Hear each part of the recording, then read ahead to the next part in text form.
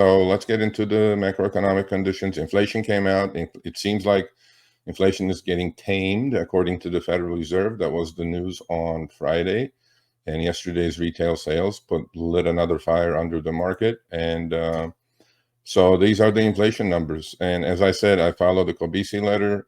I think it's wonderful. I think it's amazing. They do summarize a lot of what's going on. So I encourage you to do it. They're on Twitter. So if I'm also on Twitter, quite active. There is a disconnect between what the Federal Reserve brings out as far as inflation numbers are concerned and reality. Reality is we're living day to day. The inflation numbers they came out that supposedly they were tame were X food and energy. How many of us don't eat, and how many of us use energy as far as gas in our cars and heating, and cooling and all that stuff, right?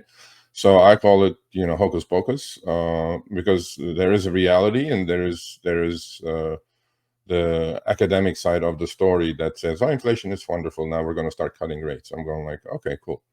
So while the July CPI inflation is at 2.9%, inflation is much higher in basic necessities. Well, let's talk about those basic necessities. Number one, we deal with it. All of us have cars, probably, and we deal with it. We've been dealing with it. This is just for 2024. Car insurance inflation up 18.6%. What happened to 2.9? Transportation inflation up 8.8%. Hospital services inflation up 6.1%. Homeowner inflation 5.3%. Rent inflation 5.1%. These are the things. These are the necessities, right? Electricity inflation 4.9%.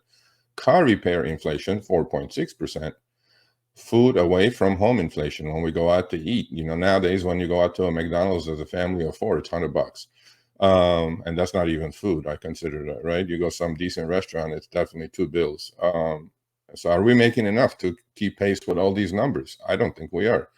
I think adjusted to inflation, our earnings are down quite a lot. So since January 2020, so inflation is what? Inflation is too many dollars chasing too few goods, as a layman's term. So since 2020, the US dollar has lost 25% of its purchasing power. We talked about this, right? Every year, the US dollar loses. So that if you had $100 in 2020, today it's worth 75. So you're losing a lot of buying power, purchasing power when it comes to that, okay? And that's inflation eroding your buying power. That's inflation eating away, on your dollars. So since January 2020, the US dollar has lost 25% of its purchasing power. Inflation has effectively been compounding for 3 consecutive years, and prices are still rising. Although the government says inflation is under control, it's being tamed. Hey, no big deal. How much have prices increased over the last 24 years?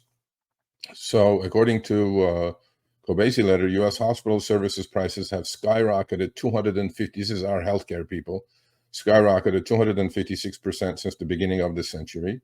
At the same time, college tuition and fees are up 188 and 158% respectively.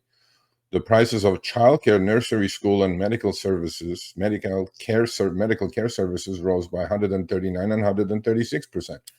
On the other hand, TVs, toys, computer software prices declined by 98, 74, and 74%. That is true, right? Not everything is going up. However, the basic necessities that we need, such as rent, such as housing, such as transportation, such as car maintenance, such as car insurance, are through the roof. So, the disconnect is that the Federal Reserve brings out looks into the basket of inflation, and they consider certain things in there that is not really necessities to us, right?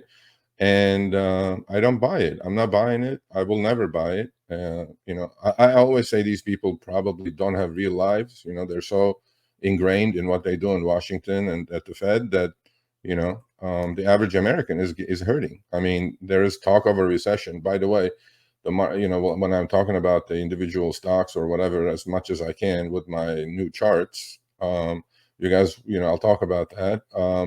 And here's the chart that I think is very, very, very telling. So to put this in perspective, average hourly wages are up 119% since 2000.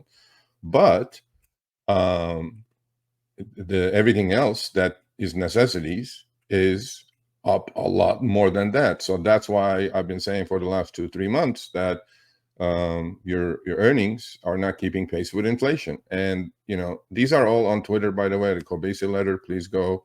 It's a free newsletter.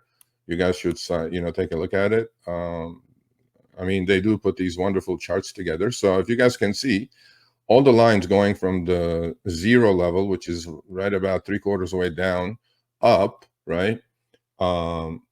Is inflation hurting us, and the rest is on items that inflation is tame, or actually prices are going down. So how many cell phones, right, do we buy? Okay, if we have an upgrade every 2 years, we buy one, the price is less. Is it really though?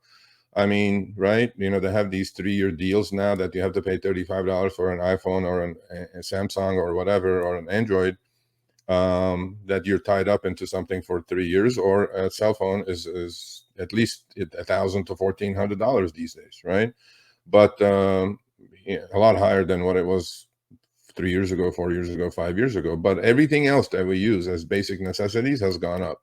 And I don't believe inflation is 2.9%. If you believe inflation is 2.9%, I have a bridge to sell you in Alaska. So that's one of our topics. I mean, talk to me about inflation. I'm reasonably well-to-do, but even I can't keep pace with the inflation, right? Especially auto insurance rates. I mean, holy crap. I live in California. I've been with State Farm for 20 years, including my homeowner's insurance and everything else. Even as a basket, they just increased my premiums by 40%, right? Well, that 40% is a lot on 3 cars that we have, right? And am I making 40% more than last year? I don't think so. I don't think anybody's making 40% more than last year.